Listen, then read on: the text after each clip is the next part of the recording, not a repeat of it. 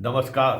संतोष की रिपोर्ट में आप सबों का स्वागत है। और आज हम संतोष की रिपोर्ट में बात TRE-4 की करने जा रहे हैं। जी हाँ, वो TRE-4 जो राज्य की सरकार के ये गले की फांस बन गई है।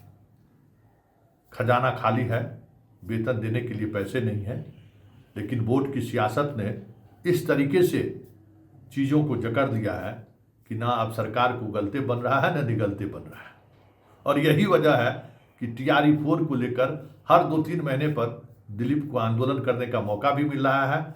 दिलीप सड़क पर उतर कर 1-2 मुकदमा भी झेल रहा है और उसकी जो राजनीति है वो राजनीति भी चली जा रही है, क्योंकि सरकार के बस की बात है नहीं बहाली करना। वेतन कहाँ से देंगे? देखिए, नीतीश कुमार के गठबंधन बदलने और जो राजनीतिक परिस्थिति बनी, जिम्मेवार जो भी हो, लेकिन कई इस बीच में निर्णय हुए जिससे स्टेट को बहुत नुकसान हुआ है। उसमें एक बड़ा निर्णय शिक्षकों की बहाली थी। तेजस्वी का राजनीतिक एजेंडा था। बाबू अपने मुख्यमंत्री अगर बन गए रहते, काश बना देते सरकार, तो आज समझ में आ जाती कि इस तरीके का आश्वासन और इस तरीके की बात करने का मतलब क्या है। जिस वक्त TRE-1, TRE-2 और TRE-3 की बात हो रही थी, उस वक्त बिहार सरकार के वित्त विभाग के और CM हाउस के सबसे बड़े पदाधिकारी से हम लगातार बात हो रही थी। और उस बातचीत में वो कह रहे थे कि संतोष जी बहुत ही गलत हो रहा है, सरकार के पास पैसा नहीं है, सरकार पैसा कहाँ से देगी। लेकिन अब इस तेजस्वी को कौन समझाए भाई, जो एक बजट का साइज है उसमें 10-20 हजार करोड़ ऐसा है जो संभावित है, कितनी आमदनी हमारी हो सकती है। उस संभावित आमदनी के आधार पर शिक्षकों की बहाली कराने की जिद कर रहे हैं। और अब गठबंधन की सरकार है और अब कह सकते हैं कि इस निर्णय को इस तरीके से रोका भी नहीं जा सकता है।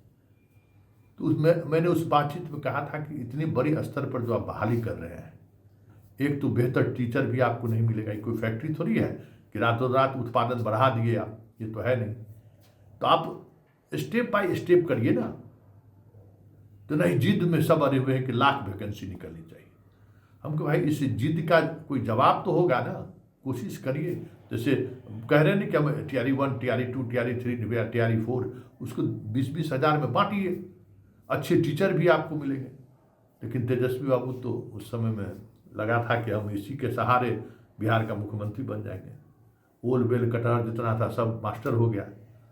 अब जब मास्टर हो गया तो दिलीप जैसे नेता को एक नया मौका भी मिल गया राजनीति करने का। सिर्फ मास्टरे वाला पर ये हंगामा करता ही है। इतनी बहाली जो 5 वर्ष 4 वर्ष इसका जितना आलोचक है सब हमको यही फोन करता है कि आप दिलीप को बहुत गले से लगा कर रखते हैं। आप उसको इस बात के लिए क्यों नहीं कहते हैं कि भाई TRE शिक्षक के सिर्फ बहाली हो गया, बाकी बहाली जो 4 साल 5 साल पहले जिसका फॉर्म भरा गया है, परीक्षा नहीं हुआ है, परीक्षा हुआ है तो रिजल्ट नहीं निकला है, उसको लेकर क्यों लड़ाई नहीं लड़ते। तब कहते हैं तुम लोग मतलबी हो, तुम लोग सड़क पर उतरते नहीं हो। नयका जनरेशन में उतर जाता है, इसलिए दिलीप सड़क पर उतर गया, लड़ रहा है।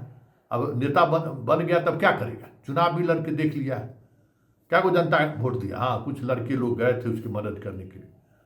तो ये सब सारी चीज़ें चलती रहेंगी। लोकतंत्र में इस तरीके का चीज़ें होती रहती है। दिलीप को इससे क्या मतलब है कि बहाली हो जाएगी तो राज्य का वित्तीय जो स्थिति है और चरमरा जाएगा। सरकार के पास वेतन देने के लिए पैसा नहीं है, इससे इसकी राजनीतिक दुकानदारी की सट्टे गिर जाएगा ना जब ये बात करेगा। तो जो लड़का इसके साथ में है, इसको कल कोई पूछेगा तो फिर से आंदोलन का ऐलान कर दिया है और कहा है कि इस बार का आंदोलन देखने वाला होगा।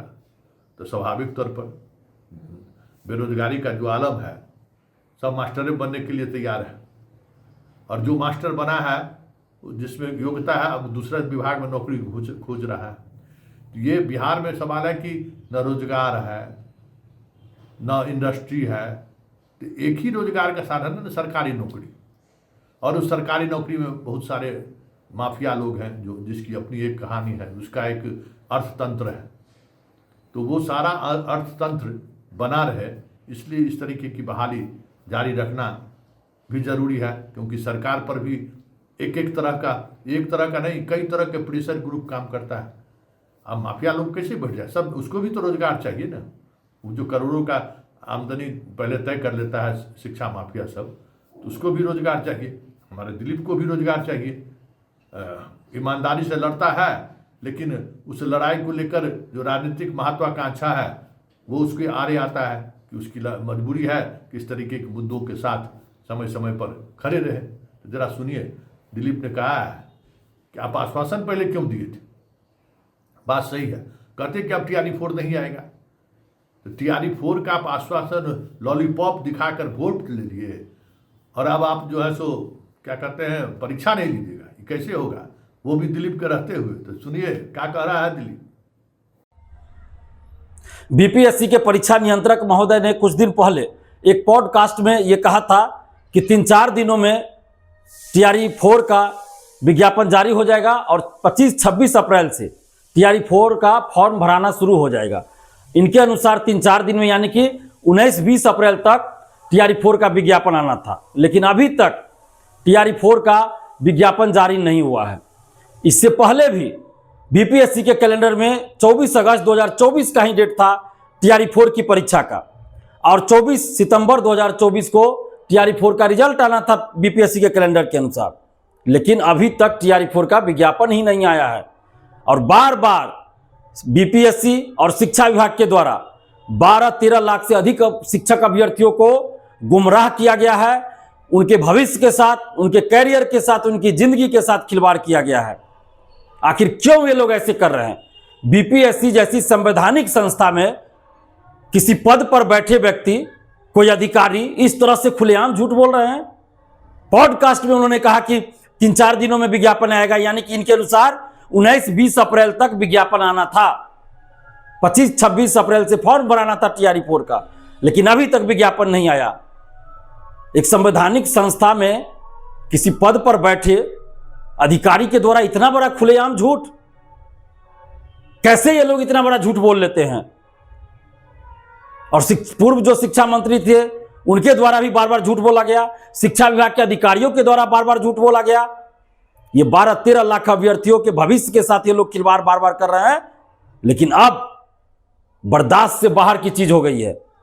अब बर्दाश्त करने वाली बात ही नहीं है। अब हम लोगों से भी बर्दाश्त नहीं हो रहा है कि इतना झूठ पे झूठ आप लोग बोल रहे हैं। अरे आपको वैकेंसी नहीं देनी है, आप एक बार बोल देते कि हम नहीं देंगे 10 साल या 15 साल या 20 साल TRE-4 का नहीं देंगे विज्ञापन, आप बोल देते।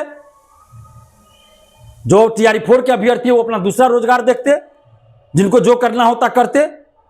बहुत सारे ऐसे अभ्यर्थी है जो कहीं जॉब में थे, प्राइवेट जॉब में या कहीं और भी, वो अपना जॉब कोई रोजगार में थे किसी चीज में, उसको छोड़कर TRE-4 की तैयारी में लगे हुए हैं। और इन लोगों को कोई मतलब ही नहीं है, झूठ पे झूठ बोले जा रहे हैं।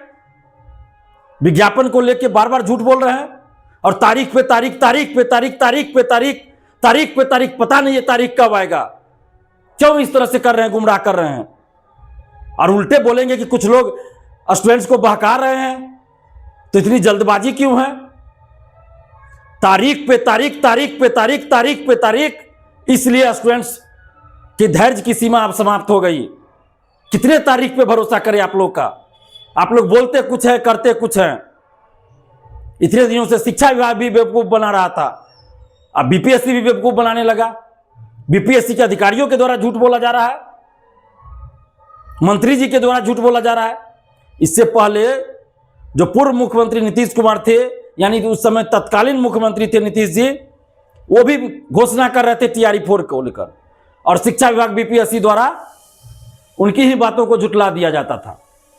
अभी नए जो मुख्यमंत्री हैं सम्राट चौधरी जी, उन्होंने पहले ही आदेश दिया कि कोई भी अधिकारी फाइलों को न लटकाए, और बीपीएससी शिक्षा विभाग 2 साल से फाइल को ही लटका रहा है।